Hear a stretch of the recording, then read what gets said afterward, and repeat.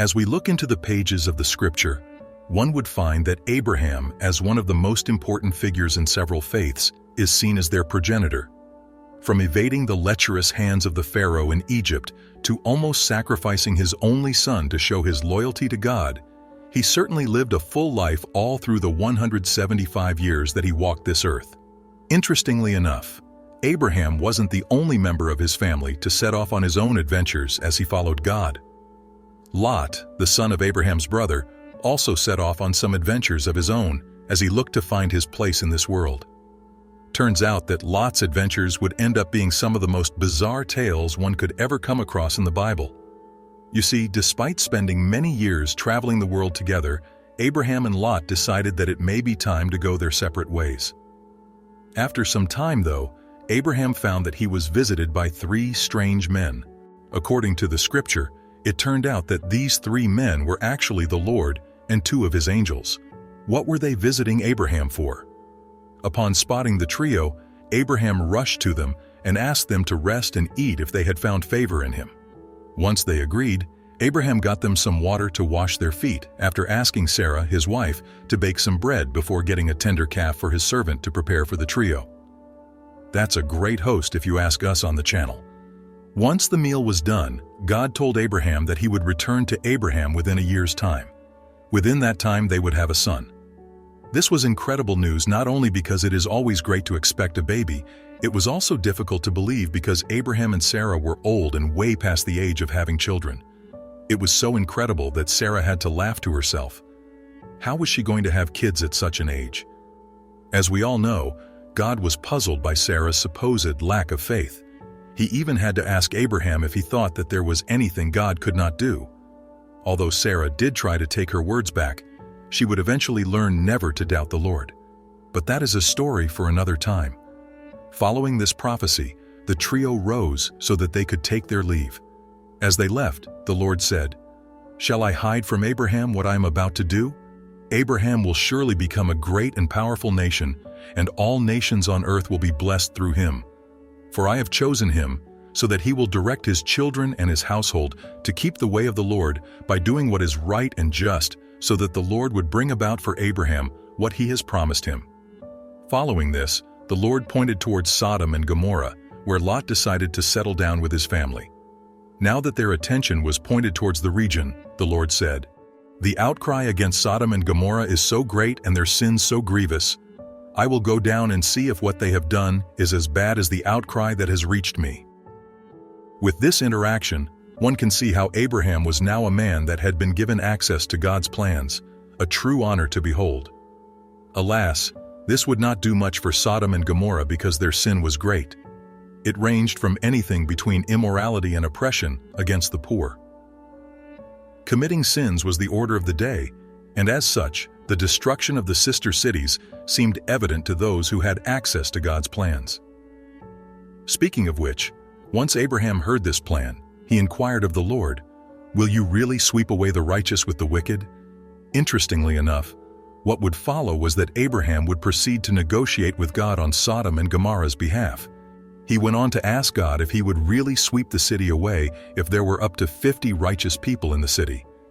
Abraham couldn't help but express how unfair it would be to condemn the righteous with the wicked, even if there were only a handful of the righteous. Perhaps, turned by Abraham's righteous defense of his fellow humans, God acceded. If there were 50 righteous people in the city, he would spare the people there.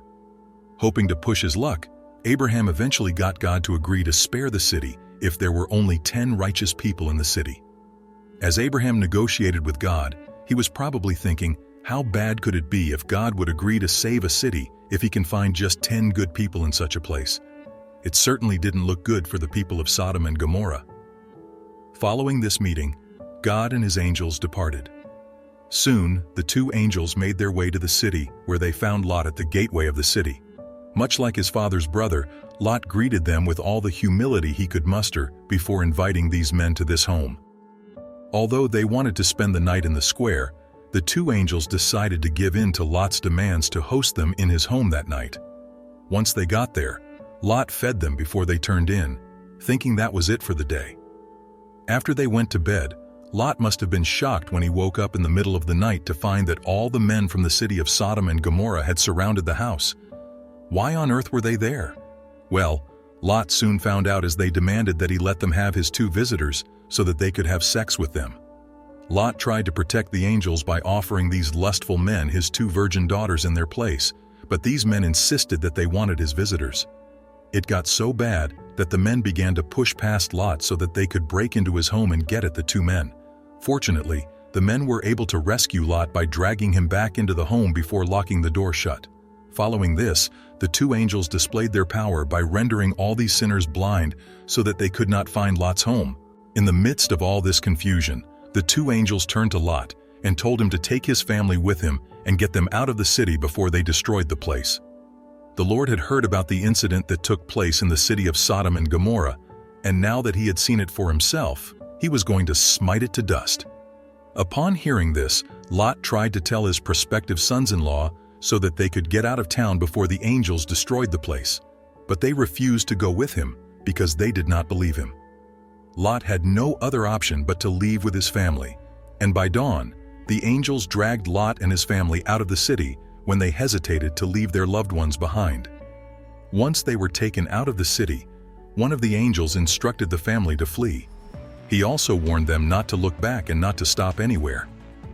Although Lot was reluctant, despite acknowledging the mercy shown to him and his family, the angels still let him and his family flee.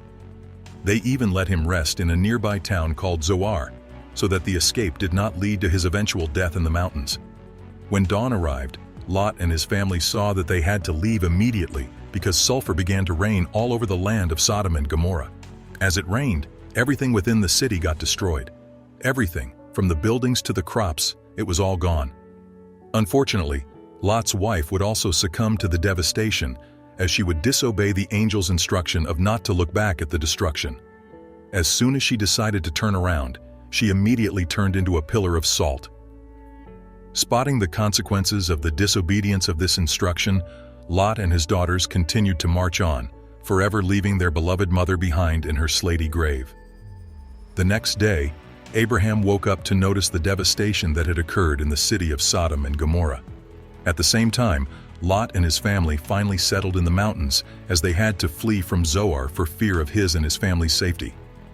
At this point, the family suddenly descended into depravity as the 2 daughters, worried about their father's descendants, decided to take matters into their own hands. After getting him drunk, they slept with their father one after the other. The pair bore 2 sons, Moab and Benami, the fathers of the Moabites and the Ammonites. Such is the harrowing story of Sodom and Gomorrah. As we live in a world of injustice, we must remember not to get too attached to it. It could be the determining factor that could keep you from achieving salvation by the hands of the Lord.